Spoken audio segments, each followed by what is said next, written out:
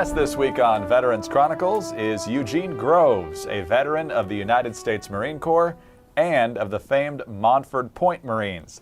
He served 20 years in uniform and has since held several positions with the Montford Point Marine Association in Washington, D.C. And Staff Sergeant Groves, thanks very much for being our guest today. My pleasure. Where, sir, were you born and raised? I was born and raised in Anderson County, Belton, South Carolina. I was born on a farm. My grandfather was a sharecropper, what I consider one step up from slavery, because you lived on a white man's farm, you did the farming, and settle up time come around, well, you're supposed to get a part of what you had worked so hard for. And it was always coming up short, and things like that. One brother owned the farm, the other one owned the grocery store, what they called it, general store. And it had running credit, and it kept a tab. And my grandfather's tab was, he always, he counted everything that was bought and everything and added it up. But when it come time to pay up after all the crops and harvest and everything, what he owed was more, the store owner's record was more than what he had for his own record, couldn't do anything about it at that time. And that was during the time of Jim Crow was running havoc in South Carolina at that time. And I know I was a little boy, we didn't have paved roads. We didn't have electric lights. I remember when the lights was put in and everything. And the main crop at that time in South Carolina was cotton, because textile was big down in the South then at that time. Cotton was the major crop, then you had corn, wheat, a small portion of tobacco, and that sort. And I was going to elementary school. It was a one-room schoolhouse, and it was about 2 miles away from where we lived, and we walked.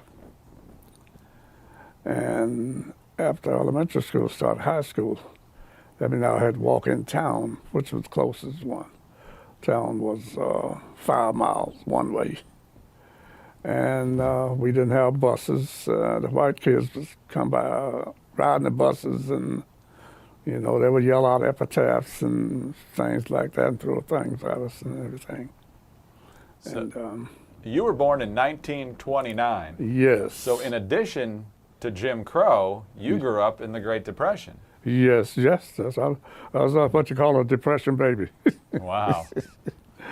Yes, and I decided to go in the Marine Corps. Let me back up just a moment, because you were 12 years old when Pearl Harbor was attacked. Yes. What was your reaction to that? What was the reaction of your community? Well, my uncles and everything being drafted and everything, I wanted to go in. Being too young and everything, I couldn't. Right. I couldn't. I wanted to join the fight, because, we had air raid warnings and things like that going on, during the Hitler War, And so when they was drafted, I wanted to go also, but I couldn't go. I just had to stay and work on the farm. Working on the farm, if you don't know us, from when you was big enough to work, you had chores, you did your chores, and you worked on the farm. But you did have to go to school, which that was the good part, because on the farm you worked from sun up to sundown. Right. Yes. Did you know about Montford Point? No, I during did the not. war? I didn't know anything about Montford Point. Okay. I know my granddaddy, he would always tell me stories. He was in World War I. Okay. And they said the only time that he really felt like a human being when he was in France. Because when he came, being from the South and everything, and he just felt like a man He was in France, but by the way he was treated. So I really, didn't pick up on all that because I figured if he was in the military, things would be different. Is that why you joined? Yes, I'm going to tell you why I joined. Why they had to sign for me to join. Working on the farm one day, right after my 17th birthday, it rained and we couldn't work the farm, so we'd out by the mailbox and the grown-ups was talking, having a conversation. And the man that owned the farm, his boy came by and hit me in the back with a bicycle, and I swung on him. Granddaddy's eyes got about that big, because with all the lynching and everything was going on. And so they talked out of that, and say, we got to get you out of here. So I had a buddy, he's still in South Carolina. We walked 9 miles to enlist into the service. We didn't know what service branch we were going to go in, but we went to the recruiting station. And the Army wasn't taking any then, and the Air Force was not taking any. So the Marine Corps said, we'll take it. Wow. I said, how much time? What do you want to do? You want to do 12 months, 18 months, or 4 years? And I said, give us 4 years. And that's what we did. Another thing that was going on during that time, I couldn't understand why, but they always called my grandfather Uncle Dean, and they called my uncles was a grown man boy. It was all boy. They called my grandmother and my mother.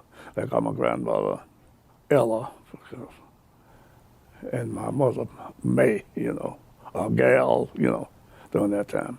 It's a lot of things are going on. And they did a lot to protect us, They get in the house before dark and things like that. And I didn't realize that all they went through was just so they could have peace and when we wouldn't have any harm come upon us. So we enlisted in the Marine Corps, and the next week they put us on a bus heading to Camp Lejeune. And we met a couple of Marines that I guess they was going back to base from boot leave. And so we said, yeah, we joined the Marine Corps and so on and so on and so on. They just smiled, They get to the main gate at Montford Point. So that's when it all changes. Just like changing from night to day. Oh man, we got cussed out, punched around, kicked around, and get in here and stuff like that. And they talked about parents and stuff like that. We're getting mad. Couldn't do anything about it, I said, what have we gotten ourselves into? But when I went in, all the white drill instructors was gone. But all the officers were still white, That didn't change until years later. And I went in boot camp in August, and we graduated in December. And boot camp, it was really something. No slack, no slack at all. If one person messed up, the whole platoon was punished, especially at night. Somebody would say something after taps. And the drill instructor lived in the barracks with the huts with us. They stayed on one end, the drill instructor, just the drill instructor. So all I fall out, grab your locker box and your underwear, and they put you, fall in formation, and drill your right shoulder, left shoulder, locker box, stuff like that. All your clothes and stuff is in there. March you down to the bay. Sometimes they march up, water get up there, and then they give you to the rail march and back. And 7 days a week we had training, Even on Sunday they would march you to church. But when you come back, then the drill instructor decided he wanted to rabbit hunt or do something. So I guess we were the hounds. Anyway, I wound up and finished boot camp, came home on boot leave. And I was living with my grandfather, and he said, you might be in the Marine Corps, but I still run things around here.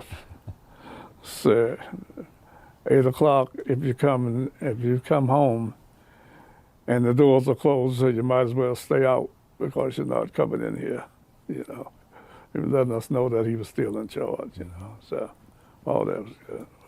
Did you ever think about quitting during the difficult basic training? I thought about it, but I enlisted. I said, I'm going to stick it out. A lot of them didn't make it in the Marine Corps, but they joined the Army after that. They made it in the Army. Yeah, I'm ready for Marines yet. ARMY. How long were you at Montford Point? Well, after boot camp, I was transferred to 2nd Service Battalion, but stationed at what they call Camp Geiger. It's I guess they get you ready for whatever base they're going to send you to. After that, you had to go for advanced training. And then I was assigned to Camp Lejeune. But during the time that we were in boot camp, you couldn't go to the main side unless you was escorted because it was all white. From Camp Lejeune, I was transferred to Guam. In the Pacific, I stayed there 2.5 years and came back, and the Korean War broke out. Let's pause right there, Mr. Groves. We'll take a quick break, and we'll come right back with your story on Veterans Chronicles. Welcome back.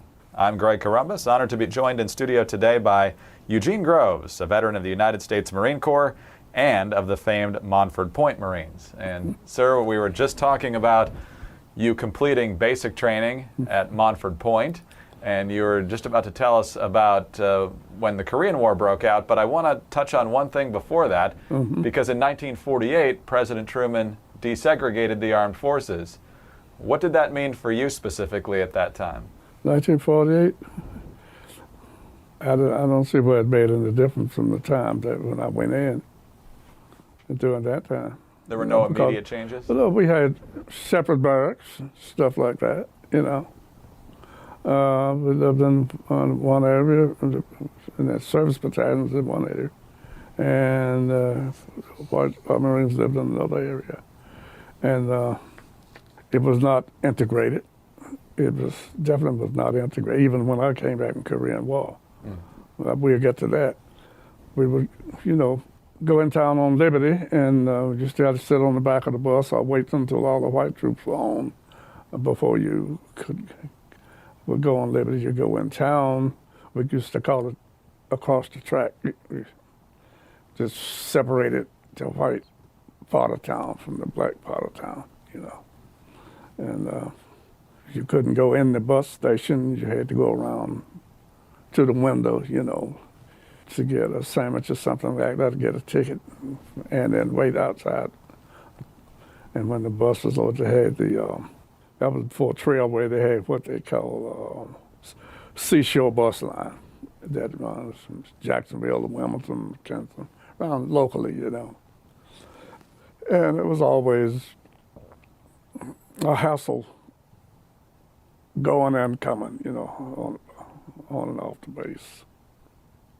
Quite a few fights. Yeah, we had some fights. That was before I went to Guam. Well, and even on Guam, segregation. As you know, the Marine Corps, just about all the black organizations were depot companies.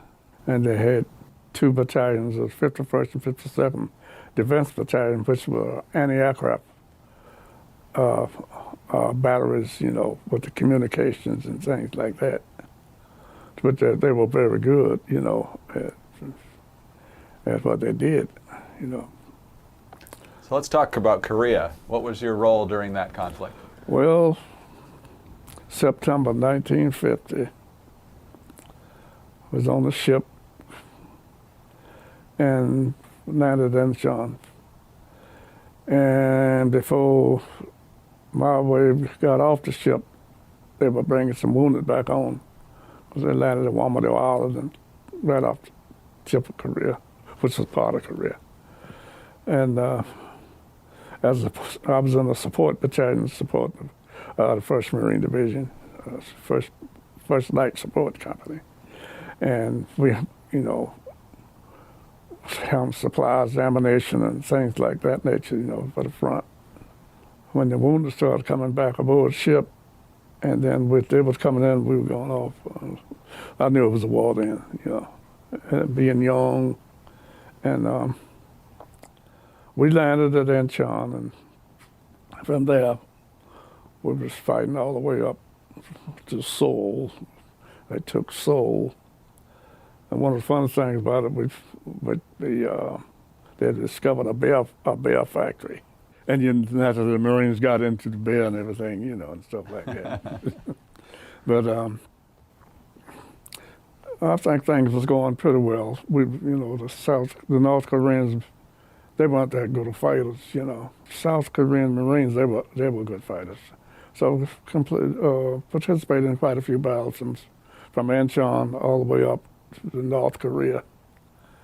And when we went into North Korea and got up near the reservoir, the Chinese came into the war.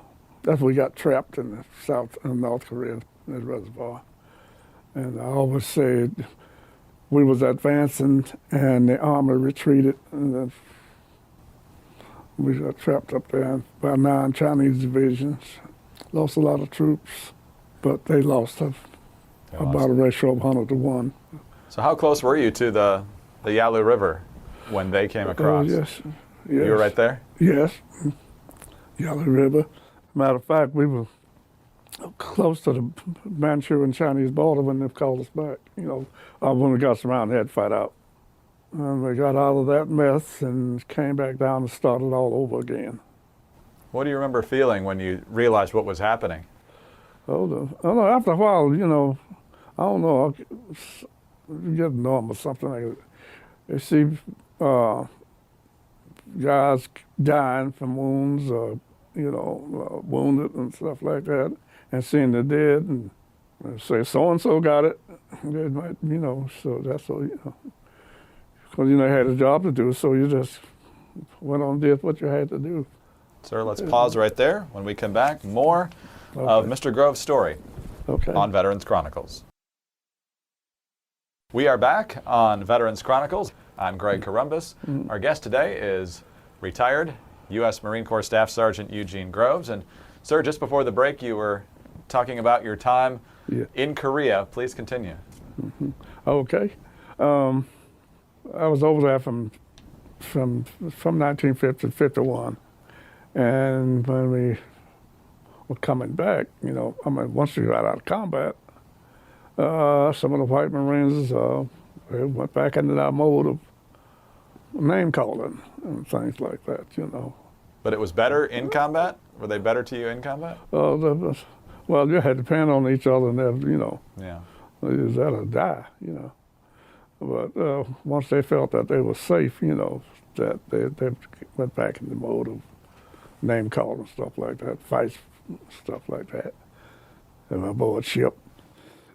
When I came back in Korea, I was stationed at San Diego for a while, and I re-enlisted because I was due to get out Marine Corps in 1950 and got extended by Harry Truman, Truman's police action, as he called it. So I did re-enlist in San Diego, and then I was shipped to Barstow, California. Barstow. Okay. Yes. They called it Little Detroit. It was a parts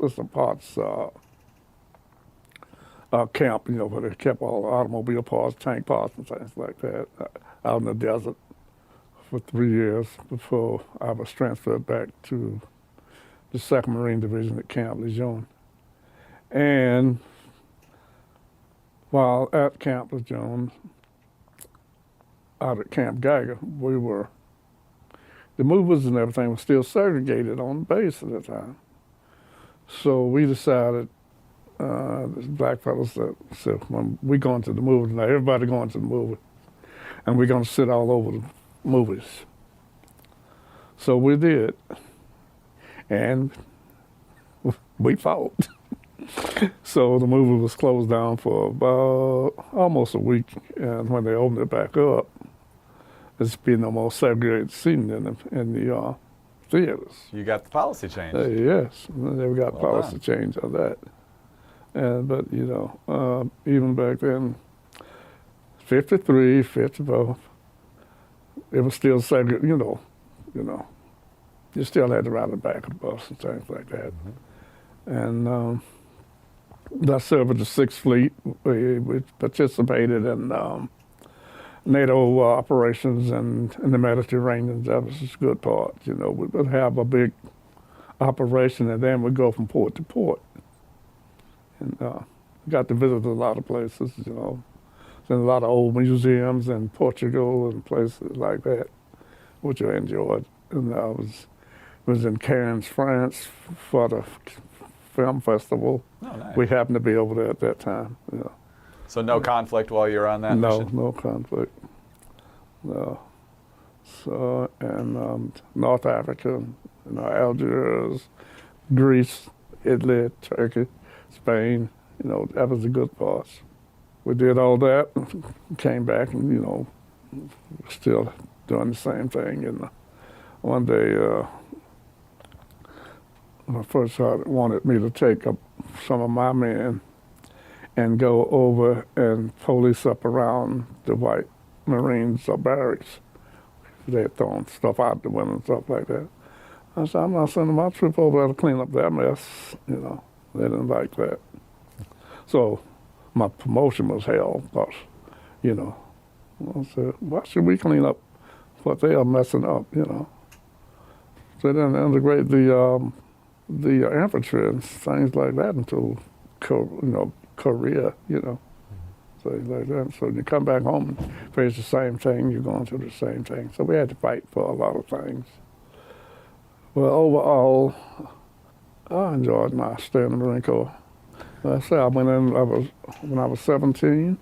I received my GED when I was in the Marine Corps, and I took my college exam and then a couple courses. And all that was good, so it helped me to develop. How different was the Marine Corps when you left compared to when you started? It had improved quite a bit. The officer corps was still down, and I think they had some lieutenants in Vietnam, but we didn't have any in Korea. At least I didn't see any the whole while I was over there. I'd like to say we were also instrumental. This is when I was in Montford Point Marines Association, in getting the first black general in the Marine Corps, Frank Peterson. He had the same problems when he attended flight school in Pensacola. For not as bad as we did, but he kind of felt it. Did the Montford Point Association already exist while you were on active duty? No. When did that start? 1965. It was established in 1965. Okay. And my chapter was established, the D.C. Chapter 6 was established in 67. And by that time, you're a civilian working for the General Services Administration, yes? Yes. Okay. And how long did you work there? I worked 18 years for General Services Administration. How soon did you get active with the Montford Point Marine Association? I've been active. I joined the association, I think it was in 1968, 1970. And I've been an active member ever since. I've been the chaplain for, I guess, about 20 years now for my chaplain. Talk about that work, what that ministry means to you. It means a lot to me, because we used to have some meetings. I tell you, it was knocked down and dragged out more or less, and profanity and all that, I'd say. And I was brought up, as a believer and going to church and everything. And I said, we don't need all this. So we started, every time a guy would curse, we'd put a fine on $1. It took a while to work it out because there are some guys, man. Every second word was a cuss word. Yeah. And I'm still doing it because nobody wants to do it, I'll do it. I don't mind it. Tell us a little bit more about the work of the association. The association, I think doing a great job. I just came back from a convention we had in Las Vegas, and we have a lot of things going on. Our scholarship program and a mentoring program that we have with the veterans and things like that. And in my chapter, we gave out scholarships last year, and we hope to give out more this year, and working with the communities and things like that. And recruiting, because we want to keep the legacy going of the Montford Point Marines. We have a lot of veterans that are Vietnam veterans, and we have some active duty Marines also, and members of the Army and Navy, because we're integrated into all the services. We're a nonprofit organization now, and we here to help in the way we can, and see that our veterans get their benefits, what they're entitled to, and things like that. And we try to help out in any way we can. I want to get your reaction to a couple of things. Mm-hmm. First of all, I know the Montford Point Marines received the Congressional Gold Medal. Yes. What did that mean to you? Well, it meant a lot to me. That was in 2012. We received the Congressional Gold Medal. I think it was about close to 500 original Montford Pointers there. Hot. It was really hot that day, just sitting out in the sun. But, I was just more or less overwhelmed because we had never been recognized, our history, what we have was come from members that were alive and they're now, because Marine Corps didn't, that was one of the things I think they tried to hide or didn't want people to know about. All the books and everything that were written. I only saw one that had something about a black Marine being on Iwo Jima, and that was one sentence in a book that someone wrote. But they participated in all the battles in the Pacific. They would carry wounded up, and ammunition bring carry ammunition up, bring wounded back. And at one instant, they rescued some white Marines, saved their lives. And the white Marines called them the Black Angels. All that history is coming out. Most of the history had to come from the guys like me, that was there at the time. It's part of the curriculum now at the academies and Officer Candidate School now, that they must know our history and our story. Good. You're also a Hall of Famer, I just heard. Yep, I received the Hall of Fame. Went into the Hall of Fame I was inducted to the Hall of Fame at the convention. Yes. For the Montford Point Marine Association. Montford Point Marine Association. Yeah, and in 2012 I also received the Arthur Murphy Award, the Montford Point. Yes, for the American Veterans Center. Yes. Yes, sir. Mm-hmm. Absolutely. Yeah. Just a couple of minutes left, so I just want to get your general thoughts. One of them is, of course, that you're a trailblazer. You're part of a trailblazing group of men. Mm. And so what does it mean to you when today's Marines, perhaps particularly young black Marines, show you appreciation for the path that you helped to blaze for them? Well, I feel good about it.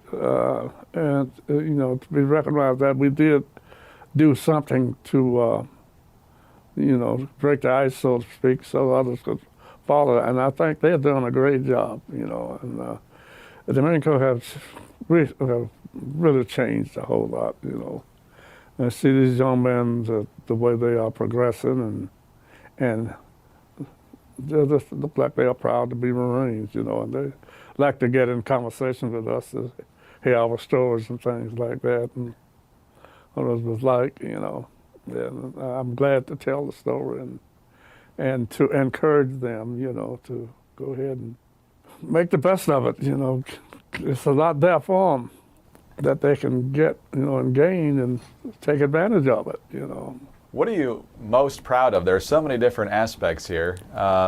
Your own service, your time in Korea, helping to change race relations in the military. When you think back to those 20 years in uniform, what are you most proud of? Well, one thing, being a trailblazer, I like that. I like the changes that I've witnessed in all the services, since I was a little boy then, young fella, 17 years old. What do you know? Just turned 17. I'm just glad that I was able to make a contribution, and what it did for me. I really learned a lot by being in the Corps, and the help that they gave me. And I guess if I had to do it over, I'd do it over again. Maybe not in the same way, but I would do it over again. One other thing, when I was in Korea, about a month after I was in Korea, I received my draft notice. I was in the foxhole and I asked my commanding lieutenant, I said, they're giving me 72 hours to report. Are they going to take drastic action? And he said, the only place you're going is back to that foxhole. Well, I'll do that, Kind of got a little laugh out of that, But. Well, the bureaucracy was a little slow on that one, I guess. Yes. You'd already been in for 4 or 5 years by then. Yes, indeed. Oh, Mr. Groves, it's an honor to meet you, sir. Thank you for your service to our country, and thanks for being with us today. Thank you very much. My pleasure. Eugene Groves is a veteran of the United States Marine Corps and of the famed Montford Point Marines. I'm Greg Corombos reporting for Veterans Chronicles.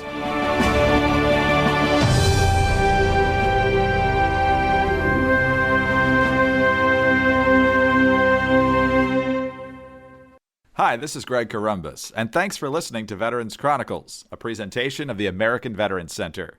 For more information, please visit AmericanVeteransCenter.org. You can also follow the American Veterans Center on Facebook, and on Twitter, we're at AVC Update. Subscribe to the American Veterans Center YouTube channel for full oral histories and special features, and of course, please subscribe to the Veterans Chronicles podcast wherever you get your podcasts. Thanks again for listening, and please join us next time for Veterans Chronicles.